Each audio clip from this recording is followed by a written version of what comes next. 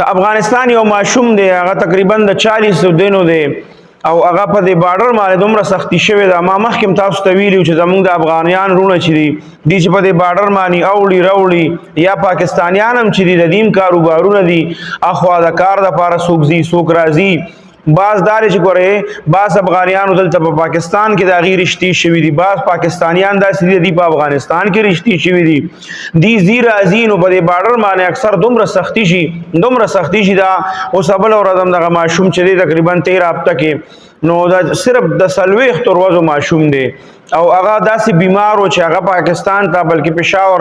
کمپلیکس ته را رسول پکار و چې ډاکټران زر تر زره د هغه علاج وکړي. د هغه مور او پلار چې نو هغه هلته په بارډر باندې بند و چونکې هغه کوم طریقه کار چې دی هغه ډېر زیات سخت دی او کله ناکله حالات خراب شي بیا بارډر باندې ډېر زیات بدحالي بیا دې خوا څوک نشي راوړی دی. نو هغه بیا هغه ماشوم چې دی نو کم کس چې راوړېده د هغه کاغذونه ورسره ټیک وو هغه ته اجازت میلو شو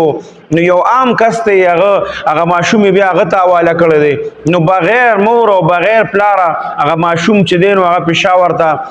راوستی دی او په هسپتال کې بیا داخل کړی دی. نو تقریبا ډاکټرانو د هغه ډېر بهترین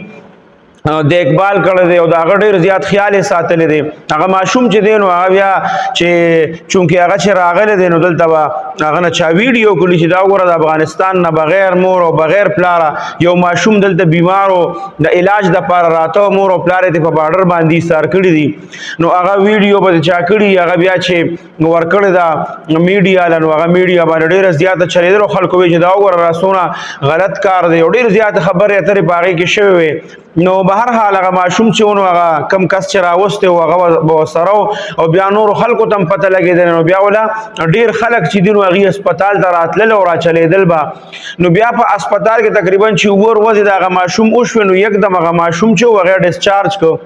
نو بیا خلکو وایي چې یاره دا یې ولې ډسچارج کړ نو هسپتال والا وایي چې یاره د علاج پوره شو خو په هغې کې بیا چا دا خبره وکړه چې نه هسپتال والا وایي چې دله به دلته کې ډېر زیات خلک ملاقات له او لیدو له راتلل نو د دې د وجې نه رش به جوړېده نو د رش د وجې نه دا ماشوم د هسپتال نه وباسه ډسچارج یې کړ.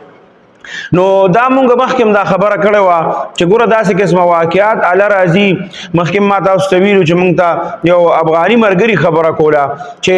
دا کم څومره دا لوی بارډر دی په دې کې یو علاقه کې چې کله دا دغه نه ولګېدلې هر څه د هغې نه مخکې یو جینۍ چې وه نو هغه افغانستان ته واده شوې وه پاکستانی وه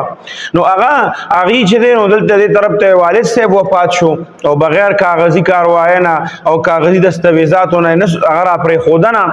نو هغه وخت هم په انسان باندې تیر شي. هغه جینۍ چې ووي هغه هلته د خپلې کوټې سر ته وخته او دې خوا یې د پلار کور چې و نو هغه ښکارېده د پلار هغه جنازه او د پلار هغه مرګ چې و هغې ته ټول هغې د خپلې کوټې نه کتل او هلته نه یې جړل او چغې والې خو دې خوا پلار له خوا له نه شوه راتلی د هغه جنازې هم په خپلو سترګو لیده خو دې خوا راتلی نه شوه. نو دا قسمه خبرې په دې کې بیا خامخا راځي د دې خیال ساتل پکاري او د دې په دې باندې دواړو حکومتونو له سوچ پکار دی په دې کې دا منځ کې دا غریبانان چې زمونږ د عوام د دې پکې ډېر زیات کار خراب شي او نقصان یې ټول دې ته ورسي.